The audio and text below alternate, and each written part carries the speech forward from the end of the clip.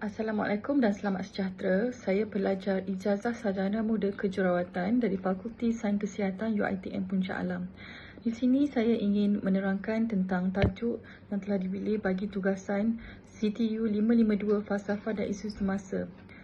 Tajuk bagi pembentangan saya adalah Ilmu Falsafah Ontologi Sembahyang menurut Agama Yahudi. Ini adalah tugasan bagi tajuk saya, iaitu saya perlu menerangkan pengenalan isi satu, iaitu unsur-unsur lazim yang sering dimasukkan dalam upacara sembahyang solat agama Yahudi. Yang kedua ialah adakah terdapat sebarang gerak-geri ataupun poster khas yang dikaitkan dengan solat agama ini, dan seterusnya menerangkan kepentingan sembahyang mengikut upacara agama yang berbeza, dan akhirnya sekali ialah kesimpulan dan juga cadangan. Kita teruskan dengan pengenalan. Ibadah solat bukan sekadar dilakukan untuk memenuhi tuntutan syarak semata-mata. Sebaliknya, ia mempunyai hikmah dan juga falsafah tersendiri yang perlu dihayati oleh setiap manusia. Ibadah juga merupakan salah satu ibadat yang menghubungkan hubungan manusia dengan Tuhan. Dan ibadah memberi kesan terhadap nurani dan juga jiwa dan menjadi keperluan kepada setiap manusia. Baiklah, kita teruskan dengan pengenalan agama Yahudi. Agama Yahudi sebenarnya bukanlah satu agama, sebaliknya ialah nama kepada sesuatu bangsa, iaitu bangsa Yahudi yang disebut sebagai Ibrani ataupun Israel. Agama ini adalah diturunkan kepada Nabi Musa, dan agama inilah mengikut keperluan unik penduduk negara Israel ataupun orang Yahudi yang bermukim di luar negeri. Kepercayaan penganut agama Yahudi adalah mereka percaya bahawa wujudnya Tuhan yang Maha Esa. Agama Yahudi juga merupakan agama monoteism yang berpegang kepada kepercayaan bahawa Tuhan adalah satu dan juga unggul, dan juga merupakan salah satu daripada agama keluarga Samawi. Penganut agama Yahudi menyembah hanya kepada Tuhan Yahweh, dan terdapat beberapa ritual keagamaan dalam agama Yahudi, baik berbentuk individu atau beramai-ramai sebagai satu kumpulan.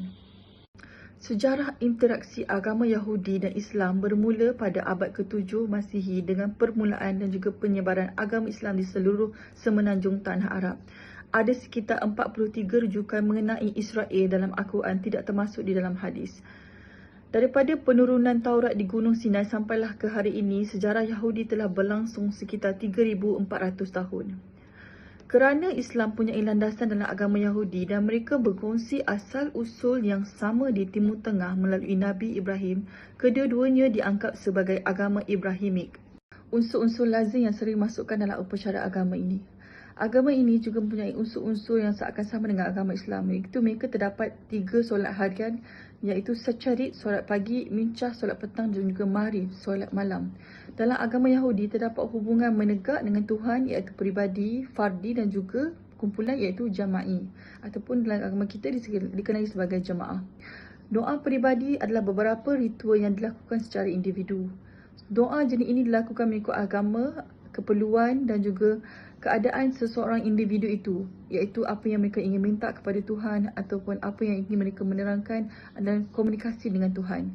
Manakala solat agama berkumpulan adalah doa yang dilakukan secara terbuka, umum dan boleh diikuti oleh sesiapa sahaja di tempat dan masa yang istimewa juga. Unsur lazim dalam kepercayaan sembahyang agama Yahudi, mereka juga percaya bahawa doa ini adalah seperti tangga yang punya banyak anak tangga. Untuk sampai ke puncaknya, kita mesti bermula dari bawah dan terus naik ke atas. Mereka juga percaya doa ini disusun secara kenabian ataupun oleh nabi-nabi yang kudus yang telah diperintahkan juga seperti tangga, yang membawa kita kepada inspirasi yang lebih besar dan juga lebih besar. Unsur-unsur lazim yang lain ialah solat harian lebih diutamakan dan dilakukan oleh jemaah sekurang-kurangnya 10 orang lelaki yang berusia lebih dari 13 tahun.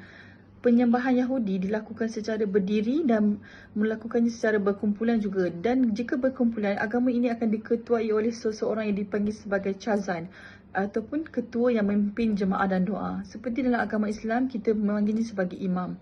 Chazan akan membaca doa dengan kuat, kemudian diikuti dengan jemaah menyebut amin di akhir doa. Penganut agama Yahudi juga berdoa dengan mengangkat kedua belah tangan ke langit sambil berdiri. Ada juga yang berduduk dan juga ada juga yang melakukannya dengan berlutut. Doa dalam ritual agama Yahudi mempunyai kepentingan bersifat asimetri, iaitu menandakan doa dengan hubungan manusia dengan Tuhan dengan imej yang berbeza. Postur khas dalam agama Yahudi dikaitkan seperti sama agama Islam, iaitu solat mereka juga terdapat rukuk dan sujud. Sehingga kini Yahudi Ortodok masih lagi melakukannya. Tetapi dalam kalangan Yahudi yang moden, mereka lebih memilih untuk sembahyang duduk di atas kerusi. Penganut agama Yahudi berdoa dengan mengangkat kedua tangan ke langit dan juga berdoa secara rukuk, duduk dan juga sujud. Tetapi terdapat perbezaan semasa mereka sujud, iaitu mereka mendepakan tangan ke hujung ataupun sampai terus berbaring seperti gambar ini. Penyembahan agama Yahudi berpusat di kuil Baitul Maqdis. Penganut agama Yahudi berpendapat segala usaha perlu dilakukan untuk menyertai jemaah dalam solat, kerana mereka diberitahu bahawa solat yang dilakukan secara berjemaah lebih mudah digari di tempat yang tinggi. Kepentingan sembahyang dalam upacara agama yang berbeza. Kepentingan sembahyang dalam setiap agama iaitu menentukan satu bentuk upacara sembahyang yang tertentu yang sepadan dengan konsep dan peraturan agamanya sendiri, yang nyata adalah kemuliaan kepada Tuhan.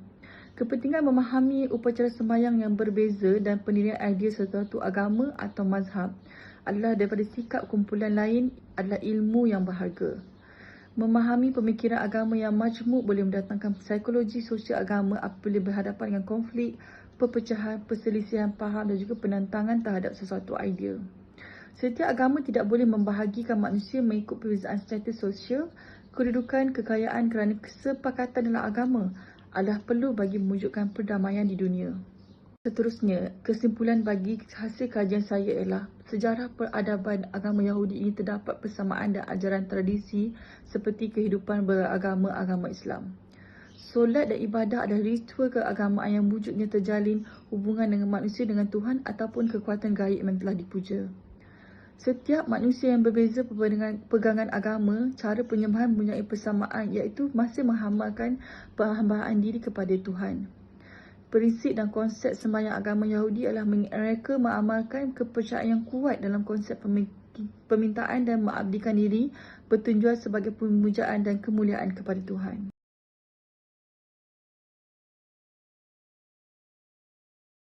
Ini adalah hasil rujukan bagi kajian saya. Sekian, terima kasih.